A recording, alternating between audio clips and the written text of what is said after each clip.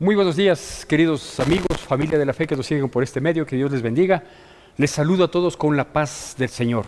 Es siempre un privilegio el poder estar reunidos una vez más para compartir este precioso mensaje que alienta, que impulsa, que nos anima en tiempos difíciles, en tiempos complicados como los que vivimos. Siempre han sido los tiempos difíciles, muy pocos han sido las épocas, los periodos de paz en las naciones, en las civilizaciones, en el mundo, pero creo que hoy estamos viviendo tiempos mucho más difíciles, con poca expectativa de tiempos de paz. Eso en términos generales.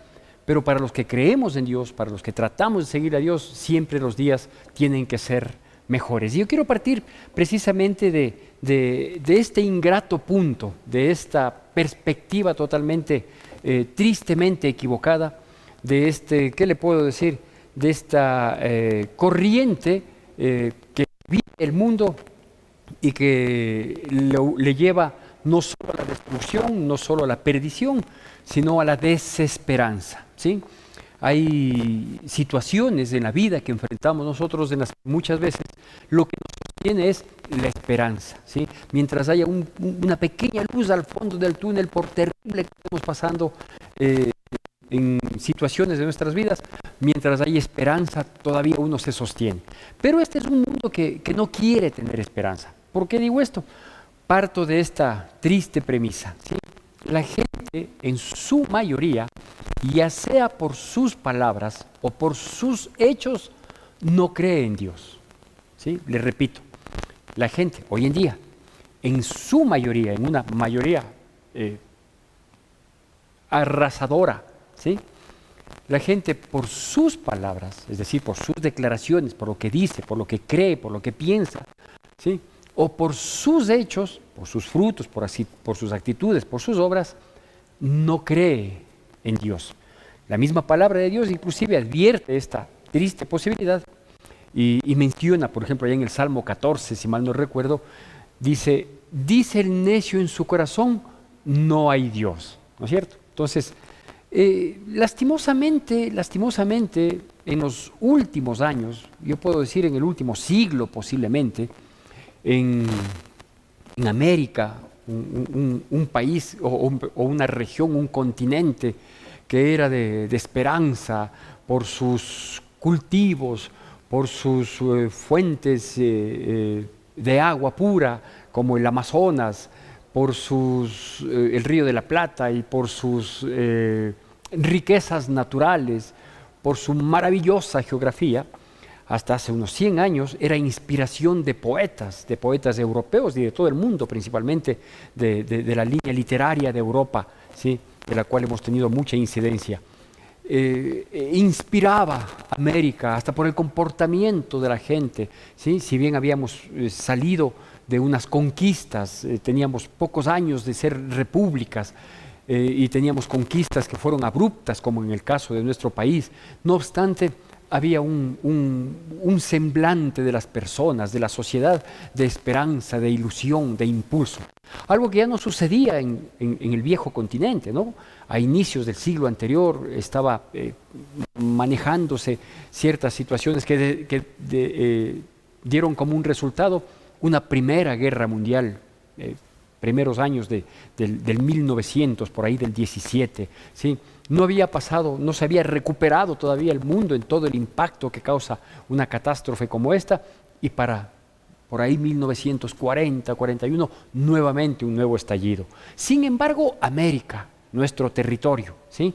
Seguía siendo esa luz de esperanza. La gente todavía creía, la gente todavía pensaba, la gente todavía era solidaria, todavía había ese respeto, había muchas cosas que nos hacían creer, en aquel entonces yo no nacía todavía, pero conozco un poco la historia, nos hacían creer que nosotros íbamos a ser, por ejemplo, una de las frases muy célebres que se decían, ¿no? Hablando, por ejemplo, de la Amazonía, ¿sí? Decían, es el pulmón del mundo, ¿sí? Entonces, todo este tipo de apreciaciones, obviamente basadas en una realidad, nos mostraban que éramos una esperanza. Sumado, digo, a lo más importante, que era el comportamiento de la gente. ¿Qué pasó? ¿Qué vino? ¿Qué nos afectó? Posiblemente sería la revolución industrial después de la Segunda Guerra Mundial. Posiblemente sería terrible avance tecnológico que hemos tenido, que destruyó esos principios, esos valores, esas esencias de la vida que nos mantenían firmes, con ímpetu, con ganas. Yo recuerdo, por ejemplo, cosas que ahora a uno le dan melancolía, ¿no? Y quizás usted diga, el pastor últimamente mucho anda recordando las cosas, ¿eso quiere decir que está viejo? Posiblemente sí, posiblemente sí. A lo mejor mi cédula dice que estoy viejo, aunque mi espíritu, al estar conectado al Espíritu de Dios, me mantiene vigente, me mantiene fuerte, fortalecido y sobre todo con muchas ganas, con mucho ímpetu. Pero recuerdo que cuando yo era niño, es decir, hace algo más de 50 años, ¿sí? Posiblemente yo tenía unos 5 o 6 años, cursando los primeros años de los estudios.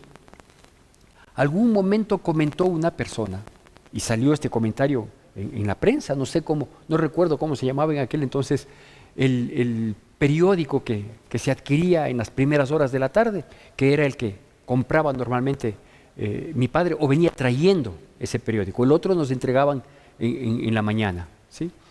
Pero salió un gran titular en aquel entonces, ¿sí? en este diario de la tarde, que decía: los niños de los países del tercer mundo, o los niños del tercer mundo, más o menos así, los niños del tercer mundo son los que dan la alegría a esta vida, algo así, ¿no? ¿Por qué?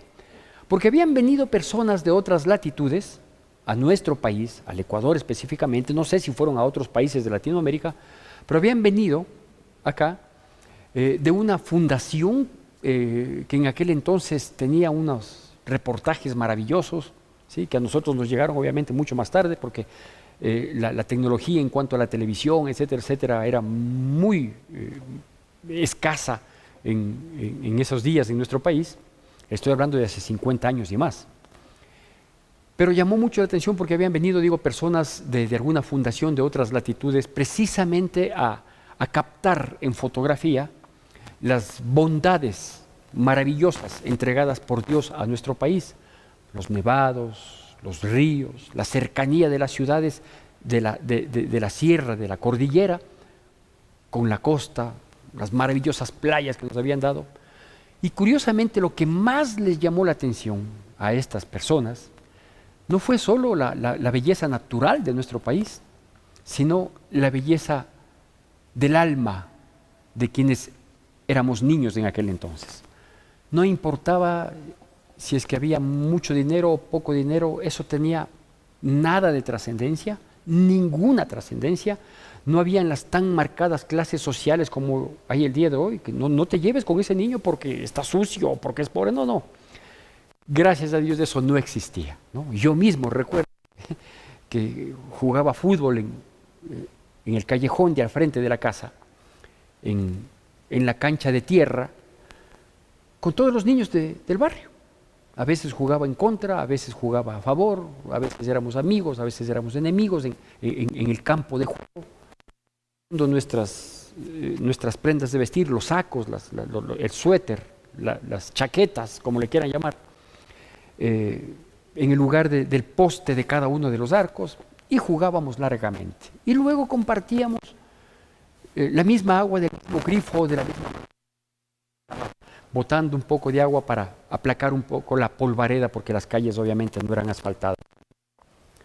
Crecimos, tomamos distintos rumbos los futbolistas. Unos le puede parecer gracioso esto que le voy a decir, pero es una realidad en mi vida. Unos, pues, siguiendo el estudio para obtener una profesión, otros llegaron a un nivel medio de estudios y se dedicaron a alguna actividad productiva. Otros, estoy hablando de los jugadores de fútbol de mi infancia, del barrio, de la canchita ahí. Otros se volvieron delincuentes, otros cayeron en el microtráfico de estupefacientes, de sustancias sujetas a fiscalización, como dicen hoy, ¿sí? Pero todos éramos panas del barrio en esas edades. Y de hecho, si bien nuestras distintas decisiones y por lo tanto distintos destinos nos llevó a tener otros círculos sociales, ¿sí? los cuales obviamente ya no compartíamos nada prácticamente de las actividades que podríamos realizar, de las actividades comunes, como por ejemplo las deportivas. Si bien digo, tomamos distintos rumbos, a pesar de todo eso, yo volví a encontrarme con mis amigos que luego fueron delincuentes, que luego repartieron droga, ¿sí? Me volví a encontrar años después, quizás yo tenía unos 18, 20 años, cuando fui a visitar a una persona junto con mi familia y salimos a dar una vuelta en este nuevo barrio que ya comenzó a crecer en la periferia de la ciudad, ¿sí? Y de pronto me encuentro con ellos. Me habían advertido que hay que tener cuidado porque había gente no muy amable, por decirlo de algún modo, y me encuentro cara a cara con ellos, ¿sí? La persona que vivía en el sector y ya nos fregamos. Cuando yo le veo y ellos me saludan por el nombre, me dicen, hola Santi. Y yo obviamente yo recordaba los nombres de ellos, hola fulano de tal, hola, y saludamos muy amablemente, ¿sí? Eso sucedía en esas épocas, ¿sí? En esas épocas en las que estábamos más unidos por un lindo momento vivido en la vida que por las diferencias terribles que luego vamos forjando en la sociedad y que rompen nuestras sanas relaciones, ¿sí? ¿Por qué digo esto? Porque en la medida de que el mundo se ha ido cambiando, ha ido degenerándose en su comportamiento, en sus valores, en sus situaciones, que verdaderamente valen la pena sostenerlas y que lastimosamente no se las han sostenido y no se las vienen sosteniendo, lo único que hemos hecho es darle la espalda a Dios. Por eso estamos viviendo lo que estamos viviendo, ¿sí? Por eso dice el necio en su corazón, no hay Dios. Y obviamente quien dice no hay Dios, sea con sus palabras, sus doctrinas, sus pensamientos, o con sus hechos, con sus obras y con sus frutos, porque hay mucha gente que dice, Dios sí creo en Diosito, pero sus hechos, sus obras, sus frutos, sus comportamientos niegan totalmente, pues terminan siendo los que generan, ¿sí?, las catástrofes sociales, ¿no es cierto? Entonces, si nosotros nos damos cuenta del resultado del mundo hoy en día, simplemente es el resultado de haberle dado la espalda a ese Dios grande y maravilloso, poderoso, que lo único que quiere pues es bendecirnos, es guiarnos, ¿no? Entonces yo me preguntaba, decía, ¿por qué la gente no cree en Dios? Y la respuesta instintiva, prioritaria que existe es porque a la gente no le gusta vivir con límites, a la gente no le gusta vivir con normas, a la gente no le gusta que le digan esto puedes hacer y esto no puedes hacer, ¿sí? Aquí tienes que limitarte en beneficio del prójimo y aquí no, aquí puedes tener un espacio más amplio de acción. No le gusta a la gente que le limiten en su proceder. La gente quiere desde hace muchísimos años, ¿sí?, quiere hacer lo que le plazca y que nadie le diga nada, ¿no es cierto? Entonces, ¿para qué voy a creer en un Dios? Exista, no exista, sea doctrina, no sea doctrina. Bueno, no nos vamos a detener en esas cosas. Pero si al creer en un Dios yo tengo que someterme a unas normas, tengo que someterme a unos mandamientos, tengo que vivir delineado por ciertos límites, entonces no quiero. ¿Por qué? Porque yo quiero vivir mi vida como a mí me plazca. Bueno, ¿no es cierto? Entonces, una de las razones por lo que la gente no quiere creer en Dios es porque Dios termina siendo un estorbo en sus apetitos de vida, ¿sí? Otra de las situaciones un poquito más profundas, digamos así, del por qué la gente no cree en Dios, es porque no quiere aceptar, ¿sí?, que su vida, su comportamiento, sus actitudes deliberadas y sin límites, ¿sí?, no quieren aceptar que éstas tengan consecuencias eternas. Ni siquiera quieren aceptar que tengan consecuencias temporales, terrenales, ¿no es cierto?, sino que tengan consecuencias eternas. Entonces, claro, si yo sé que una siembra trae una cosecha, entonces yo prefiero decir, no creo en la cosecha para sembrar como a mí me plazca, ¿sí? Algo que termina siendo no solo torpe, ridículo, sino totalmente ilógico, ¿sí? Porque toda siembra tiene una cosecha, ¿sí? Hay siembras, por hablar algo de un tema que no lo conozco para nada, que es la agricultura, pero entiendo que hay semillas que traen su cosecha a corto plazo. Hay otras que lleva un poco más de tiempo, y hay otras que son a mucho más largo plazo, ¿no es cierto? Entiendo que es así. En la vida, todo lo que nosotros hacemos tiene sus consecuencias, que yo lo llamo cosecha, porque la ley de la siembra y la cosecha es una ley universal. Entonces, en la vida todos tenemos una cosecha, sea de manera inmediata, sea aquí mismo, en esta vida, o sea a futuro, ¿sí? De tal manera que si sembramos bien, cosecharemos bien. Pero hay algo más que es necesario aclarar para entrar en el texto que nos ocupa en esta mañana. Y no le voy a hablar de tragedias, hasta aquí ya le estoy hablando de tragedias, es suficiente con eso. Pero hay algo más que pasa en la vida del ser humano. No me atrevo a decir en la vida de todos los seres vivientes porque me metería en un campo que no conozco, que no lo he averiguado, ¿sí?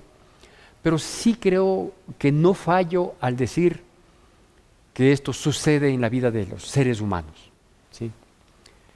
Que muchas cosas que nosotros sembramos terminan afectando no solo nuestras vidas, sino la vida de nuestros hijos, de nuestras generaciones. De tal manera que esa afectación que termina llevando a nuestros hijos y a los hijos de nuestros hijos, ¿sí? Una consecuencia, deberíamos pensar en que sería bueno que esa afectación sea positiva. Es decir, si yo sé que a mis hijos les va a tocar vivir alguna consecuencia, algún fruto de mis decisiones, de mis actitudes, entiéndese que yo les amo a mis hijos, pues, ¿no? Si a mis nietos les puede llegar inclusive esa afectación, entiéndese que yo les amo un mundo a mis nietos, pues, porque así es lo que yo siento. Entonces debería tomar yo las decisiones correctas para que esa afectación termine siendo positiva, de beneficio, de ayuda, de bendición, de prosperidad, de vida en abundancia, para los que entiende se les amo, mis hijos, mis nietos y obviamente mis generaciones. Si Dios en su infinita misericordia nos permite mirarles, mirar la prolongación de nuestras vidas que son ellos, nuestras generaciones. De tal manera que, digo, cuando las personas se aferran a decir que Dios no existe o que de existir simplemente no lo creen y ponen 100,000 pretextos, ¿no? Es que si Dios existe, ¿por qué mandó la pandemia? ¿Por qué es tan malo? Porque si es un Dios malo, entonces ¿para qué quiero yo creer? Es que si Dios existe, ¿por qué tantos niños mueren de hambre? Es que si Dios existe, ¿por qué esto? Que si Dios existe, ¿por qué? ¿Sí? Y hay una sola respuesta. Dios existe para hacer el bien, ¿sí? Y si las cosas salen mal, no es culpa de Dios, es culpa nuestra por haberle dado la espalda a Dios. No se llama así la prédica. Más bien digo, es necesario que nosotros, quienes creemos en Dios, quienes hemos recibido y seguimos recibiendo las bondades de Dios, las bendiciones de Dios, el sustento de Dios, y cuando hablo de sustento no estoy hablando solo de la parte material, estoy hablando del sustento anímico, físico, espiritual de nuestras vidas, quienes no declinamos ante tanta provocación de pecado que hay, quienes no nos dejamos arrastrar por la corriente de este mundo, pues entonces es necesario que nosotros los que creemos en Dios, podamos transmitir esto que quiero transmitirle, ¿sí? Pensaba ponerle la otra cara de la medalla, pero no, Dios no tiene dos caras, de tal manera que ofendería, ¿sí? Terminaría siendo un blasfemo al decir la otra cara de Dios o la otra cara de la medalla de Dios, no. Más bien decidí llamarle a este tema las bondades de Dios, ¿sí? Es decir, que la gente que no cree o que cree a su manera o que, bueno, ¿sí?, conozca lo que Dios quiere de nuestras vidas. Dios existe, nos guste o no, porque hay cosas innumerables, ¿sí?, que no tienen explicación en las explicaciones, valga la redundancia, que nos ha querido dar la ciencia a lo largo del tiempo, ¿sí? Por eso no nos vamos a detener en ese tipo de cosas. Simplemente yo quiero partir de la premisa de que hay quienes creemos en Dios y hay quienes no creen en Dios. Los argumentos que sea. Yo quiero mostrarle las bondades que Dios tiene, aunque usted no crea, o aunque usted crea a su manera, o aunque usted crea en otros dioses. Yo quiero mostrarle las bondades de Dios. Así se llama esta pequeña prédica, porque en realidad no es mucho lo que me voy a detener. Y para eso quiero darle lectura de unos versículos claves que se encuentran en el libro de Deuteronomio capítulo 6, del versículo 1 al versículo 9. Deuteronomio capítulo 6, versículos del 1 al 9. La palabra de Dios dice así, va a salir en su pantalla. Pido por favor que siga con atención y con reverencia a la bendita palabra de Dios. Dice así, Deuteronomio 6, del 1 al 9. Estos pues son los mandamientos, estatutos y decretos que Jehová vuestro Dios mandó que os enseñase, para que los pongáis por obra en la tierra a la cual pasáis vosotros para tomarla, para que temas a Jehová tu Dios, guardando todos sus estatutos y sus mandamientos que yo te mando, tú, tu hijo y el hijo de tu hijo, todos los días de tu vida, para que tus días sean prolongados. Oye pues, oh Israel, cuida de poner por obra para que te vaya bien en la tierra que fluye leche y miel, y os multipliquéis como lo ha dicho Jehová, el Dios de tus padres. Oye Israel, Jehová, nuestro Dios, Jehová uno es. Y amarás a Jehová, Dios de todas tus fuerzas, y estas palabras que te mando hoy estarán en tu corazón, y las repetirás a tus hijos, y hablarás de ellas estando en tu casa y andando por el camino, y al acostarte y cuando te levantes, y las atarás como una señal en tu mano, y estarán como frontales en tus ojos, y las escribirás en los postes de tu casa y en tus puertas. Bueno, ¿sabe cuándo Dios dice estas palabras a través del profeta Moisés para su pueblo? Cuando Dios les había demostrado a la saciedad su existencia. Cuando Dios les había demostrado a la saciedad su existencia. ¿Por qué? Primero porque les había visitado en medio de una esclavitud de 430 años en Egipto y les había sacado con mano fuerte y brazo extendido. Es decir, tomó a Moisés, se manifestó a través de él para con Faraón, para con su pueblo. Pasaron 10 plagas que la vieron, la presenciaron este pueblo. Salió de ahí abriendo el mar rojo, guiándoles con una nube, sosteniéndoles con el maná todos los días. Es decir, pruebas ineludibles, fehacientes e indudables Dios había hecho con su pueblo. Entonces él lo que hizo con todo esto, aparte de sostener, aparte de mostrar su misericordia, su amor para este pueblo, les dejó en claro que él vive, que él existe, que él no era una fantasía, que no era una doctrina, que no era una imagen, que no era una escultura, que no era una estampa, no. ¿Sí? Él era un Dios real, que no tiene una figura humana, pero es un Dios real, un Dios que obra, un Dios que manifiesta, ¿sí?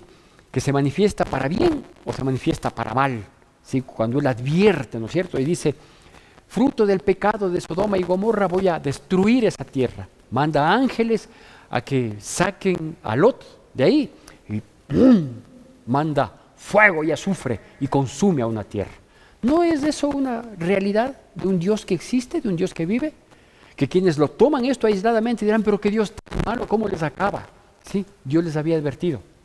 Les dijo, no tengan ese comportamiento inmoral por demás. No tengan, porque van a terminar destruidos. Es lo que Dios nos dice todos los días, ¿no? Pero la gente no hace caso. Bueno, cuando llega la destrucción, ¿cómo puedo creer en un Dios tan malo? Permítanme mostrarles las bondades de Dios. Primero, ¿qué es lo que nos dice estos versículos? Estos versículos nos dicen que hay un Dios que tiene mandamientos, normas, ordenanzas, estatutos, decretos, lo menciona ahí, ¿no es cierto? Por desglosarlo un poco más. Dicho de otro modo, para que nosotros podamos ser beneficiarios de las bondades de Dios, de todo lo que Él tiene para nuestras vidas, para disfrutar de sus bendiciones, para regocijarnos, deleitarnos en lo que Dios quiere hacer con nosotros y que lo ha hecho para nosotros, lo primero que nosotros debemos saber es que hay mandamientos para cumplirlos. Pues. De tal manera que si usted de pronto dice, sí, a veces yo me he dado cuenta, en realidad sí quisiera que Dios me haga un favorcito, que Dios sí hace, no uno, hace un sinnúmero de favores, pregúnteme a mí. Hace un sinnúmero de milagros, pregúnteme a mí. Dios es un Dios de bondad y amor y es el que sostiene nuestras vidas en todo tiempo, pregúnteme a mí, ¿sí? Pero también pregúnteme a mí si es que uno puede tener esas bondades de Dios, obtener, ser beneficiario de esas bondades, simplemente viviendo como a uno le plazca, ¿no? Deleitándose en medio del pecado y viviendo sin límites, sin normas. No, no, no es así. Entonces, mandamientos, primer aspecto, mandamientos para cumplirlos, ¿no es cierto? Y si usted quiere entender de mejor manera esto, yo estimo que la mayoría de nosotros, el mundo, la gente, ¿sí? La mayoría de nosotros provenimos de un hogar, ¿sí? Un hogar, a lo mejor no todos los hogares son formados como Dios quiere que sean formados, es decir, con un papá, con una mamá y los hijos. Y usted va a ver que muchas de las cosas que nosotros recibíamos de bendición, de beneficio, como hijos de esa familia, era cuando nos sujetábamos a las normas de la familia, ¿sí? No estoy hablando solo del alimento, que ya es una bendición, ¿sí? No estoy hablando solo de la vestimenta, no. Por ejemplo, una familia le brinda seguridad en tanto en cuanto se sometan a las normas que impone un padre, una madre en la familia, ¿cierto? Yo recuerdo algo que parece tan lógico, tan obvio, ¿no? Y que a veces nos toca apelar a este tipo de ejemplos de escuelita primaria, ¿sí?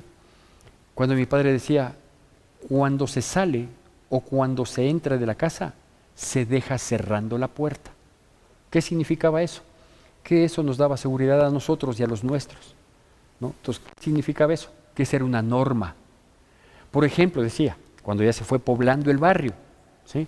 Decía, si es que timbran en la puerta de la casa, no abran de una vez, espíen por la ventana quién es.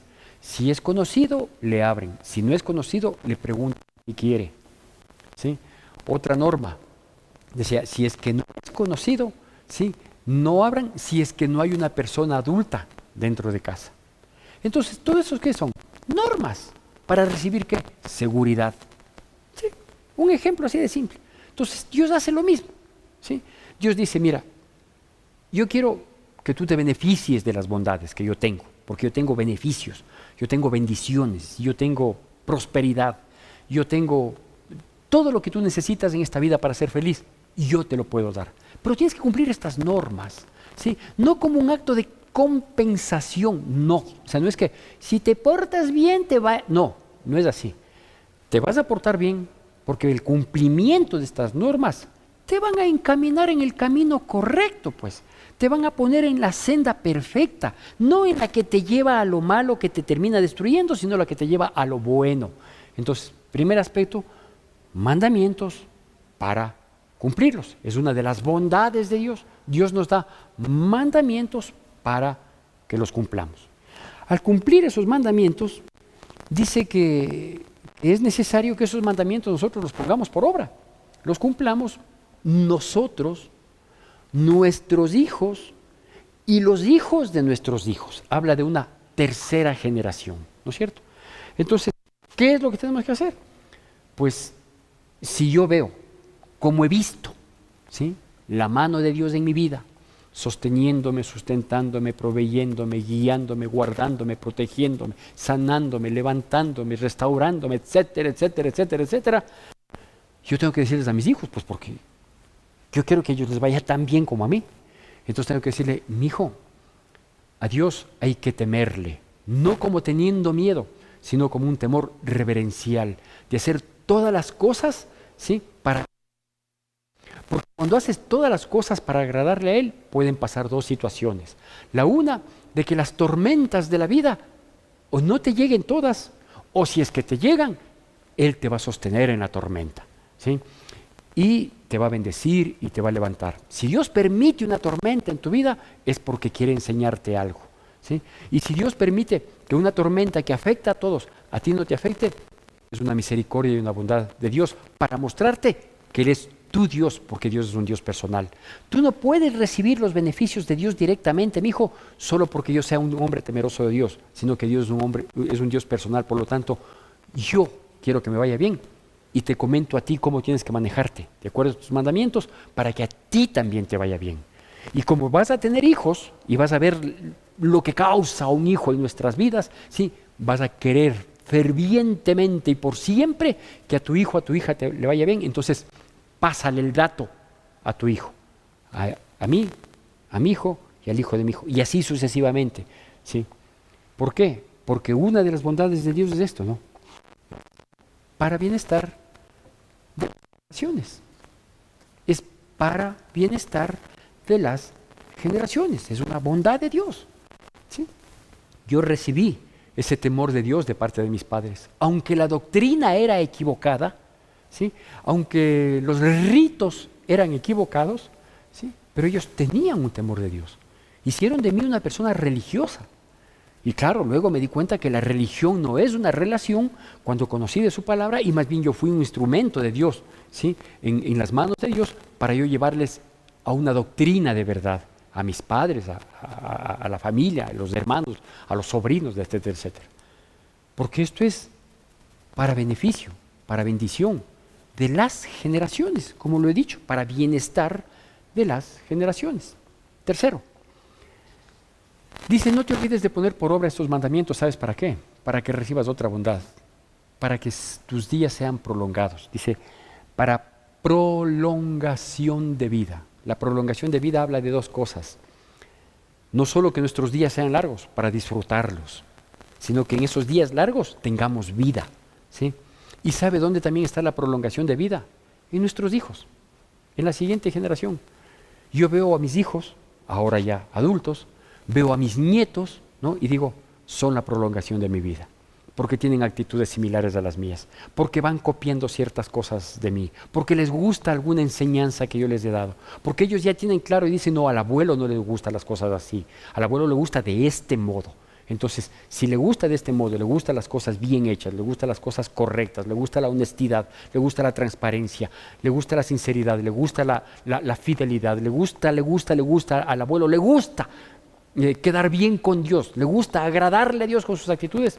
Y eso dice, no mi siguiente generación, sino la subsiguiente generación. Entonces, ¿qué estoy haciendo yo? Yo les estoy prolongando vida a ellos, al pasarles no solo el dato de un Dios, sino de cómo se vive, cómo se relaciona con ese Dios. Y cuarto y último aspecto, dice para que nos vaya bien y prosperemos. Repítele a tu hijo las veces que sean necesarias, cuéntale mientras estás en casa, coméntale mientras comes, háblale de las bondades y milagros de Dios, dile lo que Dios ha hecho en tu vida y dile que así como hizo en tu vida, puede hacerlo en la vida también de ellos, porque Dios es fiel, porque Dios no se desgasta, porque Dios no se envejece, porque su poder permanece, porque Él es grande, misericordioso. Dile, cuéntales a tus hijos y a los hijos de tu hijo y pon, en vez de poner cuadros en tu casa o adicional a los cuadros de tu casa, pon ahí un mensaje que hable de Dios, que cada vez que pasen y repasen por ese lugar de la casa, pues vean y recuerden que hay un Dios que vive, que reina y que tiene muchas bondades para nuestras vidas. Que Dios bendiga poderosamente nuestras vidas en Cristo Jesús. Es imposible vivir sin el que da la vida.